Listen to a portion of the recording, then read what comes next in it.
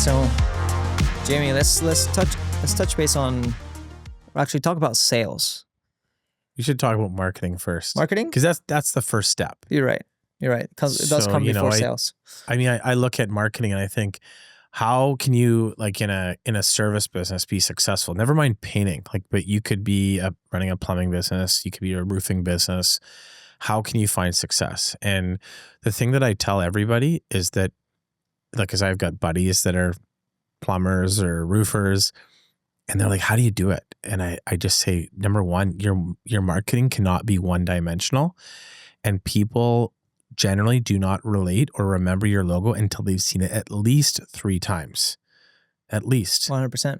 So when I think about it, I think, you're throwing out a multifaceted approach where you want to make it seem like that your company, your roofing company, your painting company, your plumbing company, it's the only company on the face of this planet.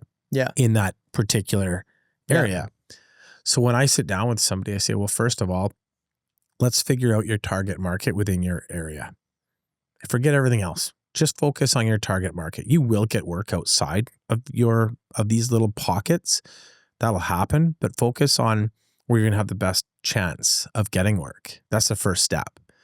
If you're going around, and I get it, but a neighborhood for a painting business, and every house needs painting.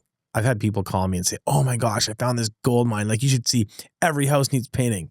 And there's a saying, keeping up with the Joneses, right? People, you live in a nice neighborhood, you look out your window, the next door neighbor drives home in a brand new BMW. You're sitting there with your wife. Guess what your wife starts thinking, or guess what you start thinking? We're influenced by our environment. Yeah, I want that. It's like you're the average of the 5 people that you hang out with. Things that we talk about all the time. You strive to be like your neighbors, like your buddies, like your friends. So first off, focus on the target market.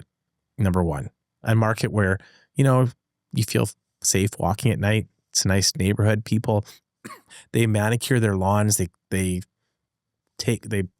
pull all their weeds every year. They shovel their driveways. They take care of their home. That neighborhood that you think everyone paints their house every so many years, that's the neighborhood that you want to go focus on. Especially when you're first starting out and you don't have a large budget also, right? Because, you always had a market one way or another, and you don't have to spend thousands of dollars, not let alone millions, like big companies do in marketing. But when you first started out, you have to figure out something to advertise your services. Mm-hmm. And one good way to do it, and it's actually quite simple, is canvassing. Yeah, knocking on doors. Knocking on the doors is it works, and it shows that you have the guts to get out there and get your business going. 100%. And it's very easy to not do that. And I look at some of the franchisees and I look back, and all of them are having great success, but they all started out, that was the key, the cornerstone to getting their business going. They're marketing. They're knocking on doors.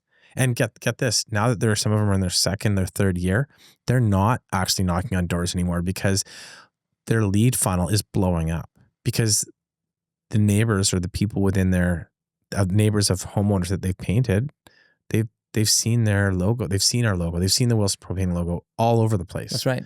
So now it's easier to capitalize on, on your marketing efforts from the fact that people have already seen you. Yeah, you have to go back to the basics too. A lot of companies right now, especially, right now I think canvassing is making a comeback. But 3 years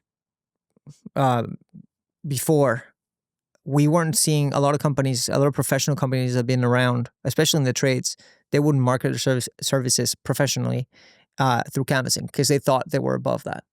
But now that this is something we've implemented because of Scholar's Edge, because you brought this on, and this is a habit that we've been in, that we've instilled in Wilson Pro Painting, and we've seen the results from them. Even though we're professional, we still do the basics. Yep. I'm seeing a lot of companies are starting to do that as well, because they kind of caught on. But it's a great way to do it at a very low budget. There's a lot of things that are really recession proof. I think painting is one of them. Mm-hmm. It's a need. Yeah. Roofing is another. It's a need. And yeah, like going out and actually having the guts to do that is going to pay off. Yeah. And it's not that you are going to be necessarily like, I'm not saying you go out there and you're the one man show. No. You need to hire people to help you. Yeah. And that, I think, is going to create that pressure that we talked about in the most recent podcast of going out there and actually making it happen. As soon as you hire people and you get on a schedule, and the best time to do this is in the evenings when people are at home. Yeah. And the best thing about, and the other way of, and I don't want to get into like, how to canvas, but I always found that the best way to be that, to go to someone's home and you're knocking on the door, is that you're actually doing them a favor. That's how you need to approach it. 100%. And you're looking at their house. And I always use the analogy, like back in the day in rural northern Alberta or Saskatchewan, the town was like, sometimes was 40, 50 kilometers away. And that's how far people would have to, maybe further, would have to drive to go get their groceries. So if you and I were neighbors, which were 10 sections of land or 4 sections of land apart, and I had 50 kilometers to drive, I might see you out there on your combine, and I would drive out on the gravel road. I'd wave you down and I'd say, "Hey, Julian, I'm heading into town to get groceries. Do you need me to pick anything up while I'm there?" So when I show up to someone's house, you bring the groceries. It's the same to them. thing. It's the same thing. Hey, I actually was I'm just in your neighborhood because I have an estimate down the street. And as I parked my car outside your home, or as I was in your neighborhood, I couldn't help but notice that your siding is looking tired. Right. I can't do the estimate right now because I have to go to this other estimate. But would you be interested in getting another estimate like Bob, your neighbor?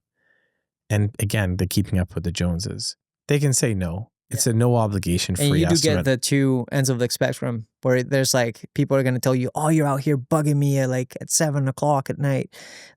And then his or her neighbor is like, "I've been wanting a paint job. Thank you for stopping by." I know. And it's like, what? Those are pretty extreme. I find that I find that I seldom get people that are super agitated. I'm short and sweet and quick and out of there. I'm not looking to take up much of their time. Well, you're not there to sell them anything. No, you're just there to say, "Hey, look, we're happy to give you a no obligation free estimate. Yeah.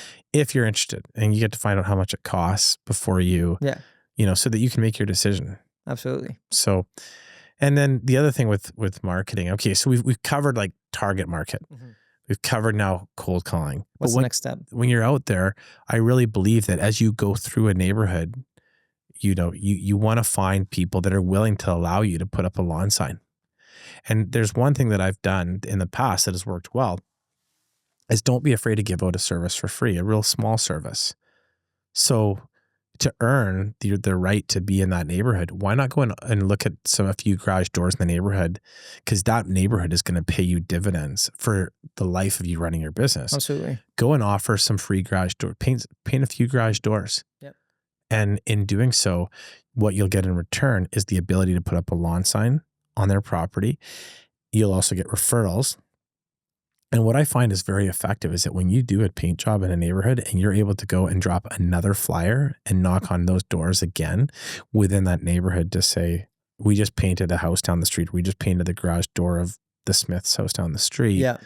That is super powerful because now you've earned the right to be in that neighborhood. It's kind of like a barrier to a rite of passage now. 100%, especially if you're just starting out, and there's a lot of people that already have their painters, long-term painters that they've always worked with. And you come to the industry, you want to make a name for yourself, but how do you get to those people? Well, first, you're just hoping that they mess up, because they will. Like if they're not have that customer service, and I'll loop it back. They don't have the customer service. They're not really interested in their customers. They're just waiting for a shrink in the armor for you to get in, a hole that you can get in. Because once they mess up, now it's up to you to do a free service for them to test you out, like to kind of test your services. And it's a great way to market and be like, "Okay, let me show you. You've been working with this guy. Let me show you what I can do for you." But doing free garage doors, free doors, next time these other people mess up, they're gonna be like, "Oh, I have this other person." Well, and too, like it gives you a marketing platform in that neighborhood. Yeah.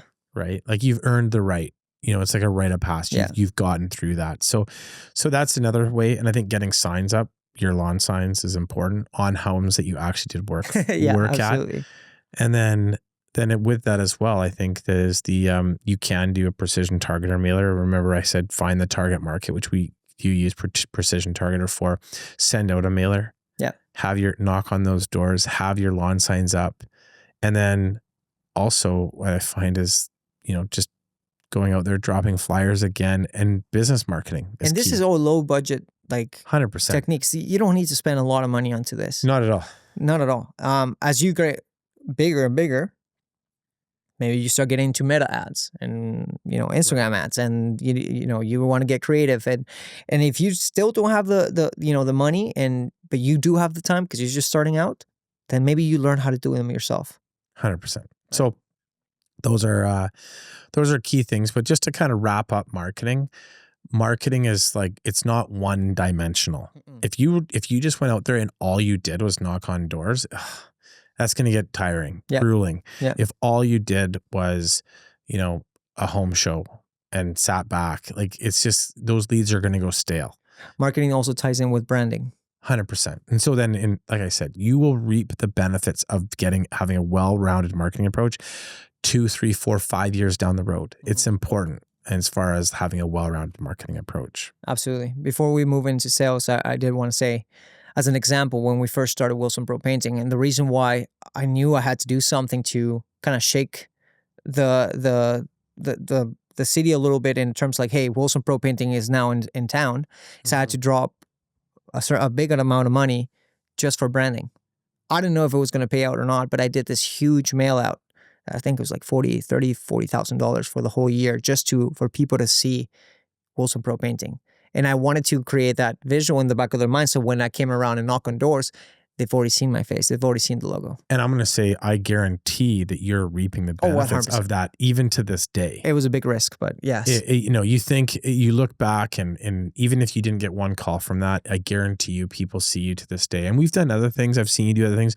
You did a Czech news ad. Yep. You've done you sponsored some boards at a rink. Like, you've done these things. You got to get creative to really push the brand awareness, which I think is key. You have to get creative, especially in this market where it's a lot of competition out there. And if you stay doing the same things over and over and over, again, if you're not growing, you're dead.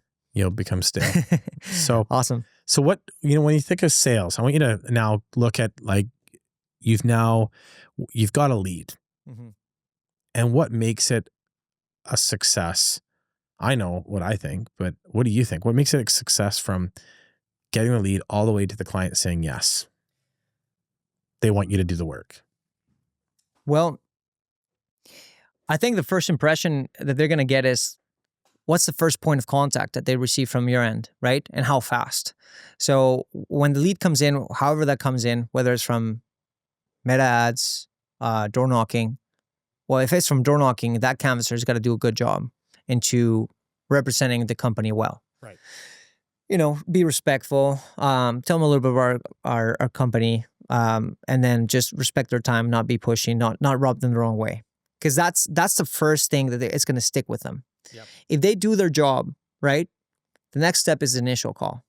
It's calling them up and then really diving into what they want. Show them your expertise over the phone, asking them, okay, what are you envisioning? Talk about the project, maybe build some rapport, right, over the phone.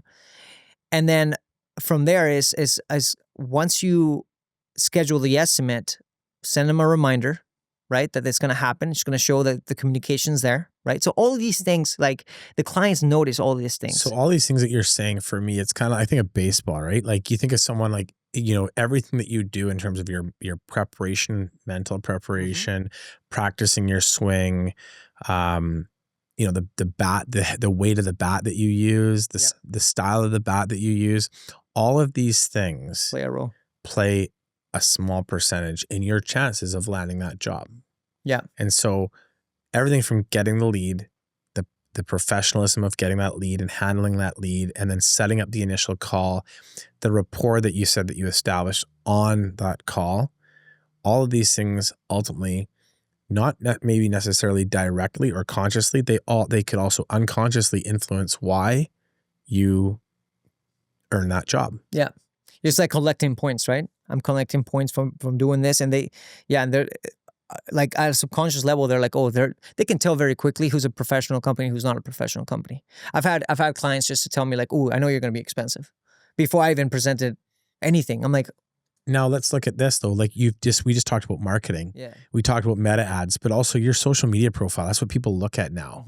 They go online. It's a Google world. So ultimately, yeah, that's hard in the beginning. You're trying to build that up, but that's something that I think you should put a lot of effort into, because people will look at that, and that sometimes sells itself. Or your LinkedIn profile. Yep. Your Facebook profile. Yep. Don't have political posts on your profile if you can avoid it. I recommend. Depending on the industry you're in, but yes. Right. Yeah. So really kind of building up that's a foundational thing from a marketing perspective that I think is really, really important. Yeah. So absolutely. So I have a question for you. How important is being on time for an estimate? I mean, very. Like it sets the tone, right? It sets the tone. And if by any circumstance, for whatever reason, you can't make it and you're going to be 1, 2, 3, 5 minutes late, you let them know. And it sounds ridiculous when you say like, 3 minutes late, who's counting? But it's not about that. You're setting the tone. And Yes. and this is what I was telling you, that I've had clients where they're like, oh, I know you're going to be expensive because I've called them to let them know I was going to be 2 minutes late. And they're like, that doesn't happen. So I know like you guys take it very seriously. I know you're going to charge premium. And I thought it was funny. And I keep telling that story, but that's the level you want to take it to if you want to separate yourself from your others. competitors. Otherwise, you're always competing with price. Yeah. If you don't have these things around, if you don't have the communication on point, if you don't have the customer service on point, if you can't deliver a good experience, you're just going to be compared with other competitors with who's the lowest price. Right. And that's the truth.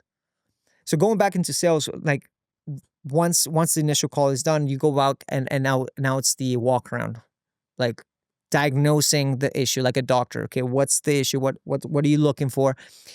And that walk around, that rapport building, which by the way, I think in my personal opinion, it's more 70% you're connecting with that client, 30% you talk about paint. But if you do it right, by the time you do the presentation, you're trying to, I don't like to say close the person, but solidify the agreement.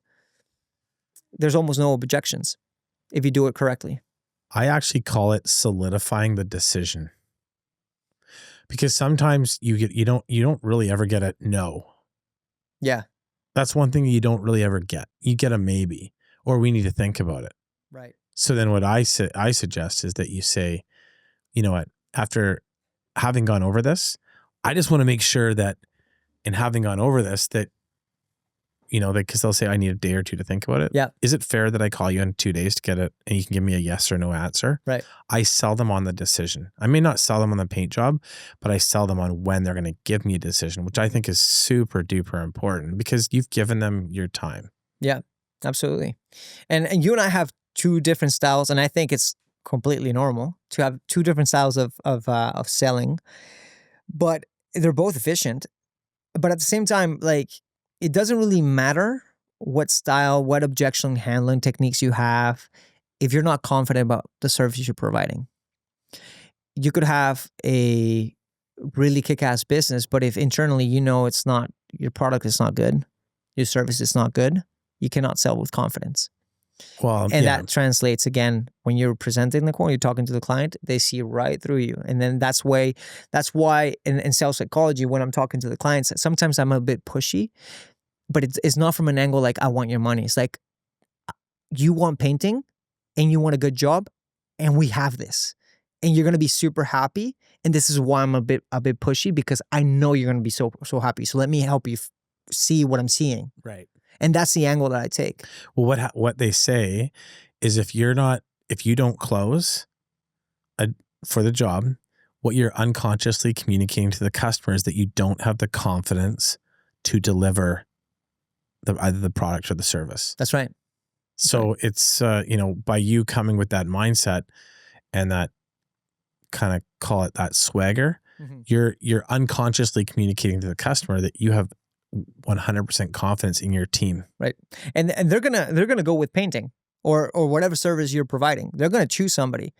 So you're not helping them make a decision right there and then with you, who you think you're the best option for them. Genuinely, well, you're doing it as a service because they might go with somebody that's gonna do a horrible job. Right. So you can look at it that way as well. The one thing I do think is really important is that when you're on an estimate, that you're in control. Like you direct the process of the estimate. So for example, when I show up to an estimate, I always say, give them your business card right away. Because to me, that just shows professionalism. They also will probably forget your name on the walk around. So as they're walking around, they can look at your business card and say, Julian. Gee, that name connection is super important. And the other thing that I think is incredibly important is that when you're at someone's house to do an estimate, don't sell them the whole kit and caboodle. Do you know what I mean by that? Because so many times I do estimates with people and they're just trying to, do you want your fence done? You want 3 coats. You want to do the best like emerald rain refresh on the work. Yeah, it's a great product, but do they need it? Not necessarily. Well, that's typically what happens is you're doing that if you didn't ask the right questions when you were doing the walk around. You didn't really grasp what they needed, what they wanted, and that's why you're just trying to sell them on the highest things. Need satisfaction selling. Like sell the client on what they need. You put the client's need at the center of the decision. That's what you do. Yeah. And you figure this out in the walk around. And they might not know what the need is, but it's your role to figure that out. To educate them and to actually your role as a professional to steer them in the direction of what they need based upon your knowledge. Yeah. To help them look after their home, their investment, right? Yeah. Once you start like realizing that it's not about you against the client, just like, no, trust me, this is what needs to happen. We're the best. Like you're trying to sell yourself and you make it about you, but rather you go into his side and it's like you and me versus the project. And I'm putting myself in your shoes depending on what your needs are. Whether you're selling the house, whether this is going to be your forever home, whether it's like you have an idea of the colors that you want. And then you start working from their shoes. Like you put yourself in their shoes and then think about it. What would I do? And if you come from that angle, all of a sudden they're going to love you because they're going to feel that support and there's no more objection. They're like, you're the right person. You're tackling everything, everything I need. But a lot of people, a lot of sales guys make that mistake where they're just thinking about their commission. They're like, okay, well, I want to sell this. I'm going to sell them on the higher stuff. This is going to be an upsell, and then it's confrontation. 100%, and that's important. I think having good detail as well within your agreement is incredibly important. Even like little things, like sales things, like you walk around the house and you walk into the backyard and you shut the gate behind you and you see their dog, Lucy, right? Yeah. And you put that within your agreement. Wilson Pro Painting or whomever is going to be super conscientious of ensuring that the gate is closed so that little Lucy doesn't get out. Shows that you're listening. Right. Yeah. So I pick up on those things when I'm there and I write those little notes down as I'm walking on the estimate, just to make sure that the client sees that I'm being super attentive to detail. And if they see that I put that kind of detail down, they know that I have good attention to detail, which is important, especially when it comes to painting or contractors. You want to be good at sales, you need to be present. If you're present, you'll pick up on these things. You listen to the client, and you'll be able to connect with the client to build a rapport. That's the one thing. What do you do with follow up? How do you you've maybe you haven't got the job on the spot? Well, I'll tell you what I used to do, because nowadays I'm seeing like my closing percentage on the spot it's increased dramatically. But typically what I do is I try to nail a date where we're gonna touch base about on the project again. And so I tell them, like, I totally understand, you got to think about it. I said, hey, what's a sensible time for us to loop back and talk about this project? And I know you got to talk to your spouse. I just want to make sure, I can answer any potential questions that may arise from that conversation. So, and I get them to get their calendar out, and I'm like, okay, so I have this available. Do you have that available? And then I get them to write it down on their calendar so they don't forget. And so once it's in the calendar, it's a designated time that they're not going to miss. Otherwise, you say, we're going to touch base next week. Well, what does that mean? Is it Monday next week, Tuesday, Wednesday, Thursday? And you don't know their schedule. They might be working through the times that you're calling them, and they're not going to be available. So they're just going to leave you hanging. And if you call them back and they don't answer, call them back and they don't answer, then at that point they get cold feet. They're not going to go through the thing. So I tried to nail down a date, a time. It's not really my style, but I know one of my sales guys, what he likes to do is he goes back to the house. Yeah, that's good too. Yeah, he goes back to the house. I'm not going to say that I do it. I probably should, but if they allow you to come back to their house, into their home, to sit down at the table once again, the likelihood of you closing that deal is probably going to go. Well, you could do things like you could let them have the color fan deck and leave your client manual for overnight. Yeah. Going back. I mean, the longer that it goes from them giving you an answer, the less likely it is that you're going to actually get the paying job, or even get an answer for that matter. So that's why I like to kind of close by saying, hey, there's so many things I want to talk about sales, but I think we're running out of time. But maybe we should do another podcast where it really dives into all the little tricks or maybe objection handling and stuff. For sure. But for now, I think time's up. Okay. All right. Have a safe trip back to the ferry. Thank you. I got to Take care. Bye.